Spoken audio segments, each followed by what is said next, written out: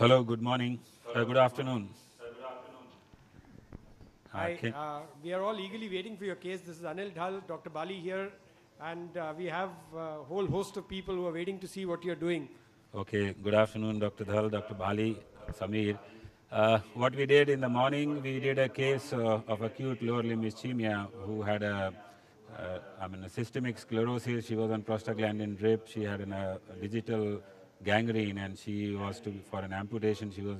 So what we did is she had an anterior tibial artery anteriorly and in the leg, which was sort of occluded. We dilated it and got a good flow up till the ankle, so that when she has an amputation, the wound is going to heal well, and the level of amputation would be actually at the level of ankle or just below the ankle. But I'm going to show it later on. Then subsequently, we took the patient.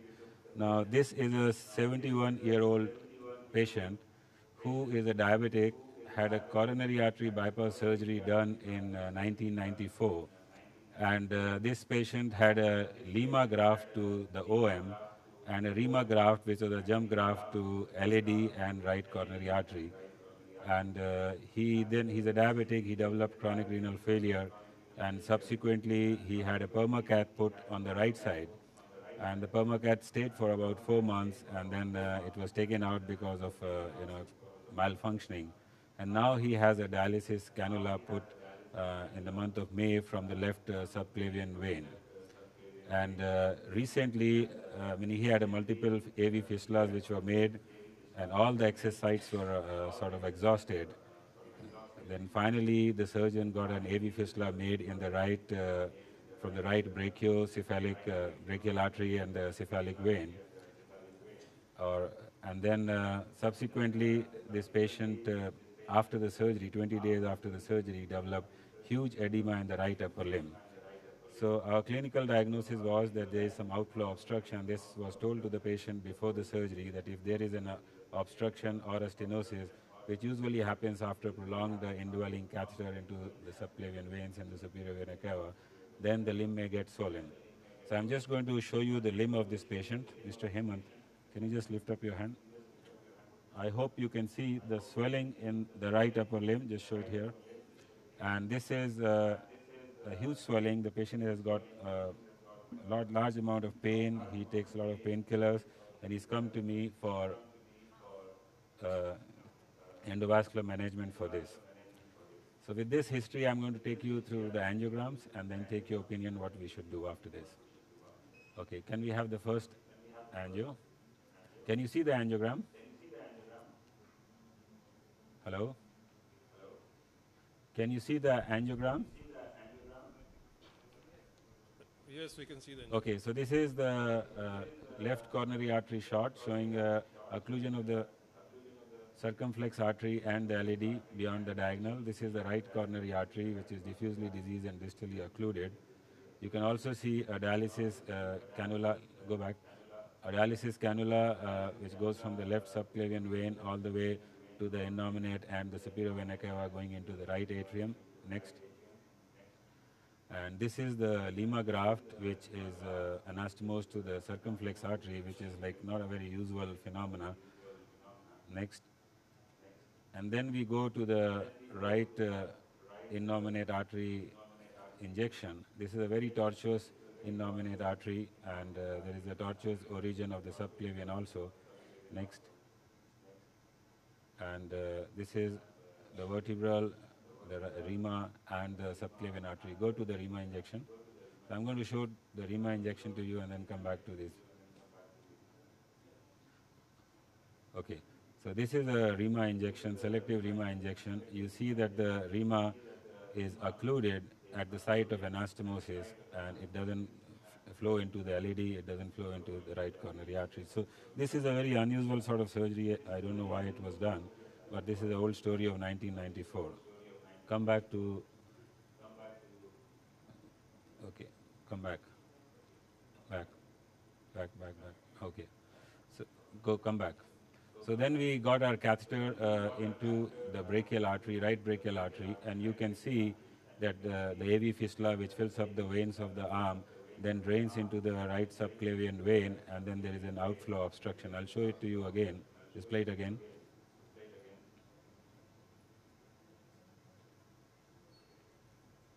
Okay, next.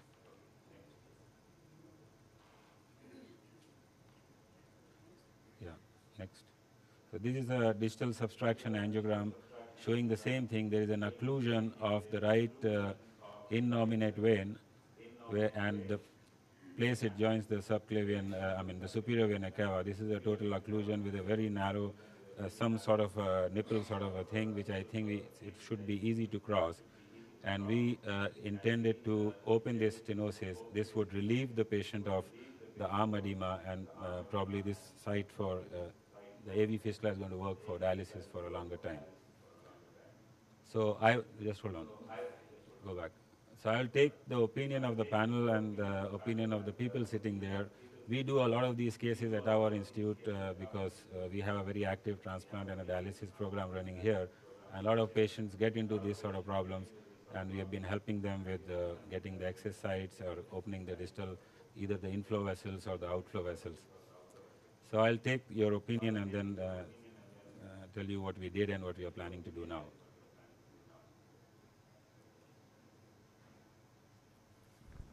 Anybody from the panel? Dr. Rajesh? Hi, Dr. Khanna. I'm Rajesh from PGI Chandigarh. Yeah, good afternoon to you. Good afternoon. Have you seen the local site at the fistula? Is there any blockade of the venous or Yeah, we have. arterial communication at the brachial site? No. Because commonly this is the site of obstruction. Okay, I'll show you. Just go back to the non-DSA previous angiogram. Okay, so that is why whenever we do this sort of interventions, we do not puncture the outflow of the AV fistula from the arm. I always go from the femoral artery, go to the subclavian artery, go to the brachial artery, and do a selective injection, and just go slow. Just hold on. Then see the anastomotic site, then see the venous outflow all the way down to the right atrium. So in this way, you can actually have an angiogram both of inflow and outflow, seeing the anastomosis, and you can be having multiple sites of stenosis, and you can dilate all of them. And if necessary, you can also do a road mapping and puncture the vein directly in the arm. Is there any role of ultrasound or CT scan prior to taking this patient for the intervention? Yes, CT scan or a CT angiogram will definitely give a very good picture and also give a similar picture. It's quite good if we have a CT angio before the procedure, but many of the nephrologists wouldn't like a CT angiogram. And ultrasound, if we have, it's operator dependent. If we have a very good operator, he can actually look at these problems, but many times they do miss out on lesions. And once we plan to do an endovascular intervention, we find it's very simple to do an arterial inflow injection and follow all the way up to the right atrium. And in this way, we can have all the problems related to AV fistula. We can actually map and do an angiogram and treat them. Now, the additional advantage, CT, of course, you can see the coronaries also if you do it in a different mode, but it will be two studies. Like in this patient, we have also studied the coronary arteries. So I think it's much easier to go this way. Yeah, we agree, because CT angio needs to be a three-phase CT angio, in which can sometimes be very misleading. You can't really identify the arterial and the venous phases very appropriately. So here you're planning to open the innominate for the innominate vein to get an outflow for the AV fistula. Correct. So we had two options. One is to go from the arm, puncture the vein and go retrograde on the vein and open this. And because especially there was a nipple, we could have, we were tempted to do that. But the problem would have been that if we plan to put a stent, we would require a larger diameter of the sheath. And we don't want to actually put a large diameter sheath into that vein, because that vein is still not matured and dilated enough. Naren,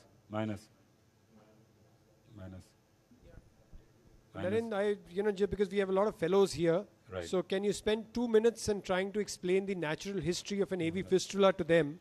Because how a vein matures, how it arterializes, I think everybody must understand that before we move forward. Normally, this is an arterial injection, and just play this. And there we see the venous flow, the outflow. Normally, we see that the vein and the artery are of the same size in this angio. And this is 20 days post fistula formation. In about 2 to 3 weeks, the vein starts dilating because it receives an arterial flow if there is no outflow obstruction. And it starts dilating and getting arterialized. And the vein actually, if you see on an angiogram, has a diameter of 2 to 3 times that of an artery because it takes torrential flow and it has a huge capacitance. That takes somewhere between 3 weeks to about 2 months for a fistula to mature. And this is like now this is the 4th week, and we don't see the vein dilated here. Now here in this vein, if we puncture this vein, we are going to injure this vein, and we can create more problems and subsequent stenosis in the vein and actually create an iatrogenic problem. So we wanted to try first from the femoral vein route. If we did not exceed, then we could have gone this way, passed in a wire, and then railroaded the wire down into the femoral vein, and then work from below. Dr. Khanna, is there any concern of venous valve and going retrogradely in the venous system? Yes, I mean, it is difficult to wire. That's the only concern. I mean, maybe in the subsequent films I'll show you. It was very difficult to wire because every time you are going to catch the venous valves and your wire is going to buckle. And once we are using wires like this for crossing CTO, which are like hydrophilic and very stiff wires, the wire which we took was extra stiff thermo exchange length wire, which is a very stiff wire and a very slippery wire. You can easily perforate the vein if you use a lot of pressure.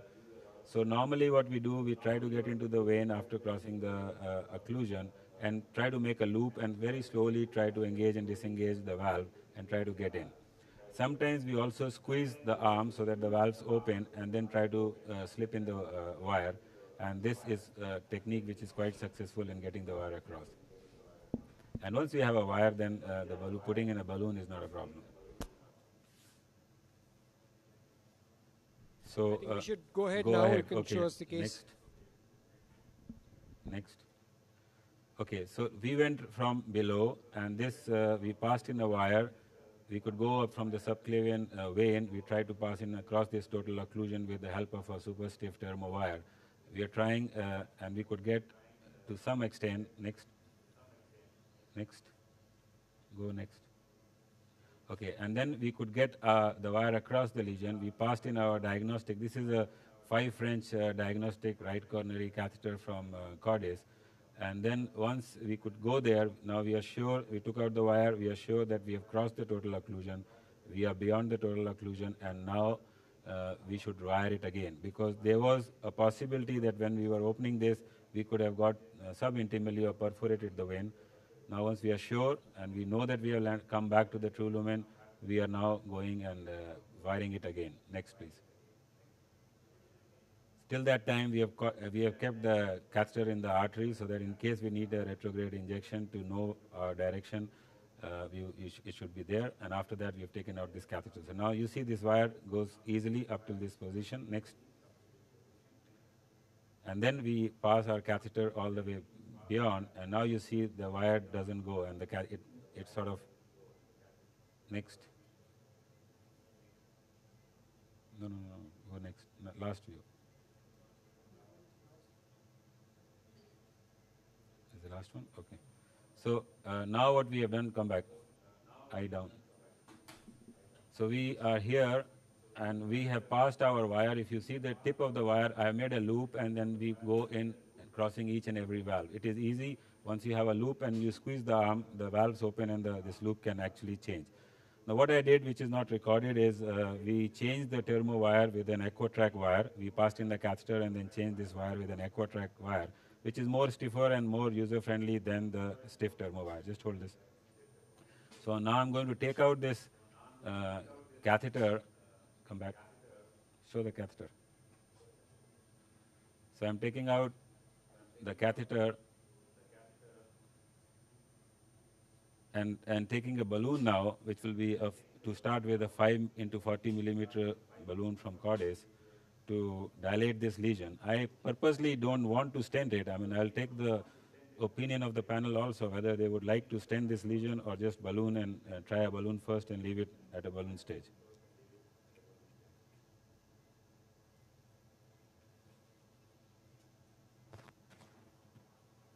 Can you hear me?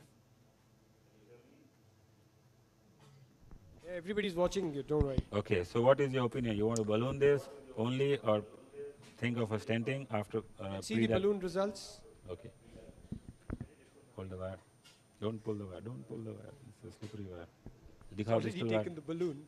Distal wire दिखाओ. Okay. Okay. No. Take. Just position it here.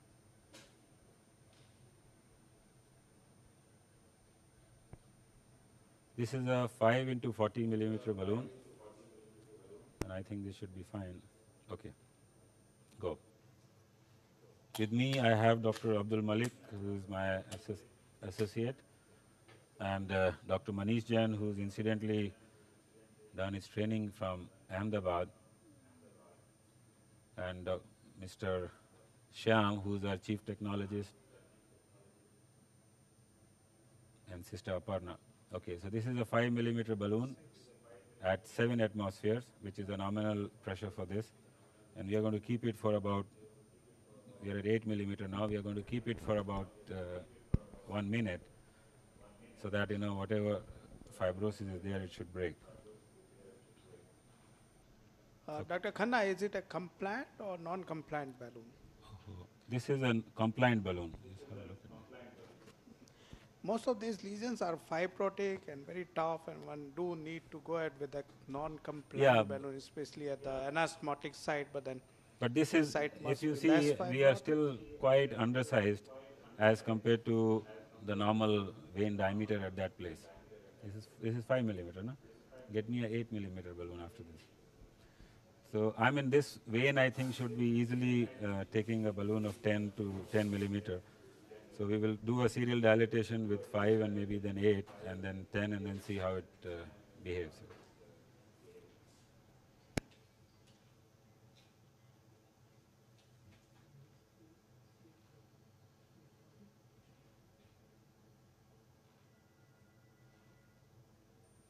Okay, so we deflate. Your 840 is ready? Ready. Okay, so we take this out. Hold.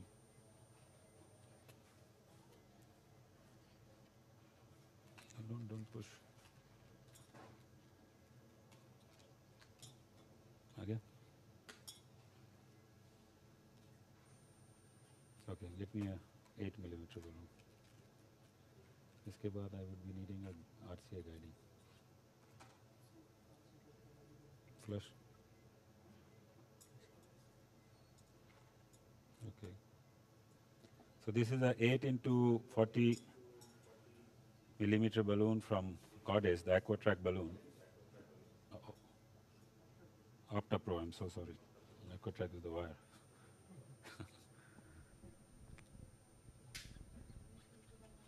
Dr. Khanna, Okay. can we have an angio from the arterial side to see what result we have achieved from No, the I'm probably 5 going to millimeter give you dilation? an angio from the venous side. After this, I'm going to, after this dilatation, get a RCA guiding there so that we can have a good angio. Because what, just go up. Wait, hold on. So this is a tight stenosis.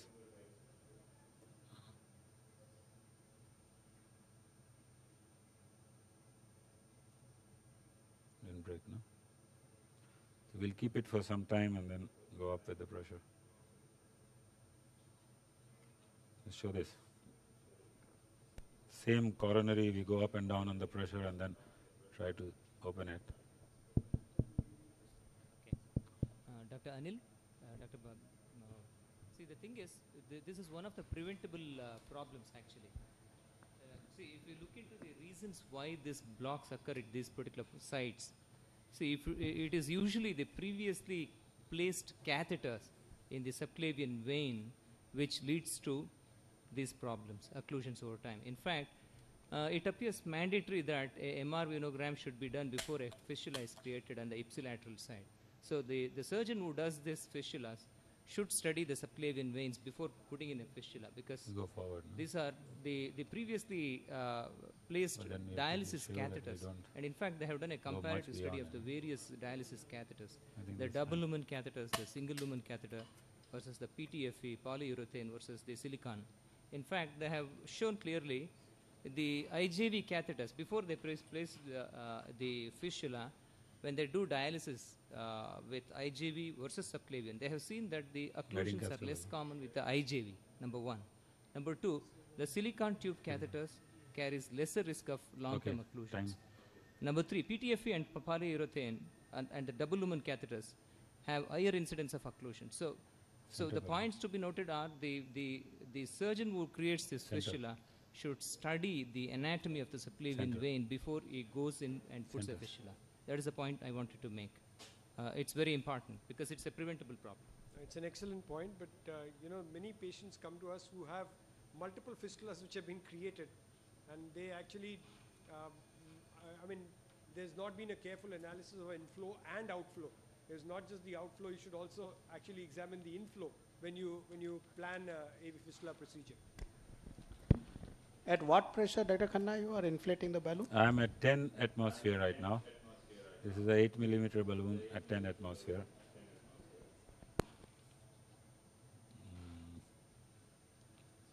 But I mean, I agree with the comment made that, you know, we should do a good imaging before we do an AV fistula. But, you know, many a times I would agree with Dr. Bali, you know, like in this patient, all the potential excess sites have been exhausted.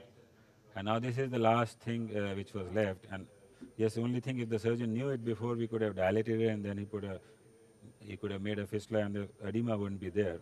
But he took that chance and told the patient, if it happens, then we'll do it later on.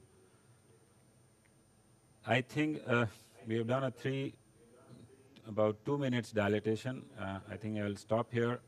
I don't want to overstretch this, and then see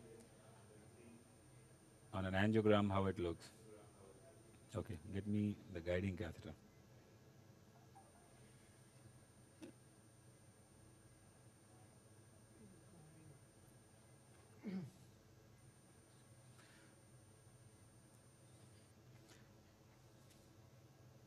Hold the wire.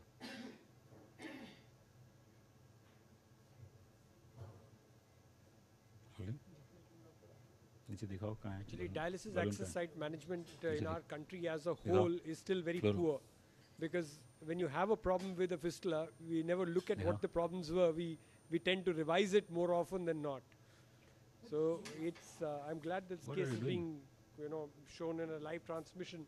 So a lot of people It's, should get really interested Sure. in looking after dialysis fistula management. Just hold this. You should have hold it. Hold it there. फिर हमको वो दिखाओ. इसका मुझे dilator दे दो. Okay, I think that is a good point, but it's much better, you know, the nephrologist or the urologist are going to give us patients when the fistulas are already occluded. It is much better to intervene when, you know, the flow is coming down, the dialysis is getting into problem. At that stage, if we intervene, or if there is a clot in the AV excess graft, it is a much better time to intervene, and we can actually lyse those clots or open the fistula right then and there, rather than, you know, when it becomes occluded like this. Okay, get me a guiding catheter.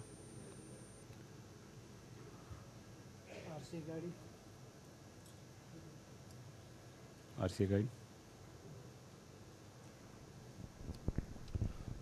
Dr. Khanna, do you have any long-term follow-up of patients you have intervened with a venous angioplasty at this site?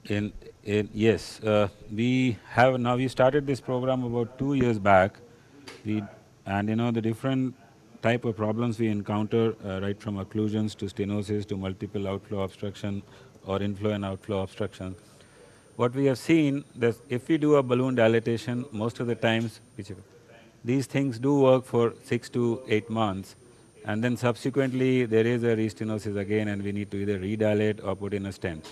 Now at least this catheter, 6 French catheter, is just passing in very easily.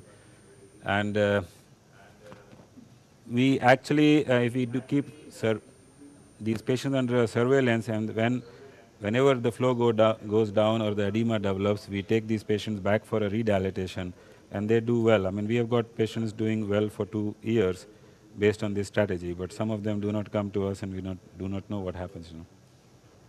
Okay, so I'm going to give you DSA. DSA.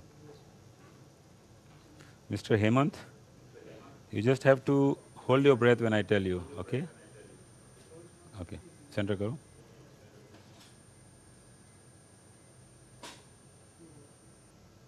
Fine.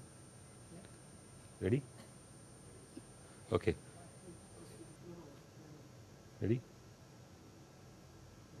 Okay, hold your breath. Don't breathe, don't breathe, don't breathe, don't breathe, don't breathe.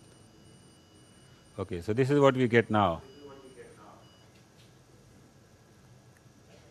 Roko. So we have opened this occlusion. Now we have two options. One is to stent this, one is to dilate it further. Let me. I 10 think you should 10 stent it millimeter. and then, if need be, then dilate it further. Is that the opinion of everybody? Because I have an issue with stenting because we have a dialysis, dialysis cannula going just at the same side. You know, if we put in a stent and once we have to take this cannula out, we may actually displace the stent or maybe embolize the stent because the distal subclavian vein, the superior vena cava is quite dilated. It can actually milk into the RA and go into the RV. That's my concern because we would be manipulating, we have to stent it almost into the SVC and this cannula is going to then interfere once it's being taken out. No, even after 8 millimeter balloon dilatation, there is a residual stenosis. recoil. Will it not be better to go ahead with a higher balloon size dilatation? Even after putting the stent, you can have a residual stenosis at that particular point. Yeah, but that's, if we put a stent, we can actually dilate it. We can put a balloon mounted stent and get to a proper size. But the only problem is the catheter, which is the indwelling catheter, which is sitting in the SVC. That's one point. The second thing is, I could have gone up with a higher size balloon or a higher pressure, but I wanted to be sure that what we are doing is okay and the size of that balloon is actually adequate or less than the size of the distal and the proximal vessel. So I can take a 10 millimeter balloon and give a prolonged dilatation and see it again, or we can stent it, but the stenting has this issue. The maximum size of self-expanding stent which we have is 14 millimeter from Cordes and also from Bard. But if you put a balloon expandable stent, we can actually go up to 18 millimeter or 20 millimeter or even more. That was my issue of not stenting. Get me a balloon, 10 millimeter. 12? But you have a CP stent which is comes in a larger diameter? 12 millimeter. No, 10 millimeter. And No, self-expanding? where though? Is there any gradient across this lesion? I didn't measure, but I can measure it. Just show me the pressure. And is there a concern of indwelling catheter in a stented segment and risk of infection at the local site? No, not. There is a theoretical possibility, yes, because there is a catheter, but there is a long way it has gone into the vasculature. It's started from the subclavian vein, gone all the way down. So it's very unlikely that it's infected there. But I'm sure it must be highly fibrotic by this time. And when we take this out, we can definitely injure or displace the stent which we are going to put in. How much do you oversize in venous side for this stent? Stent, venous size, we at least oversize by 40 to 50%. Okay, hold the sheet. Get me a 10 millimeter balloon. Normally 40 to 50% because veins have a huge capacitance, they actually dilate, and once this fistula starts functioning now, the veins are going to dilate much further because it's going to receive the arterial flow.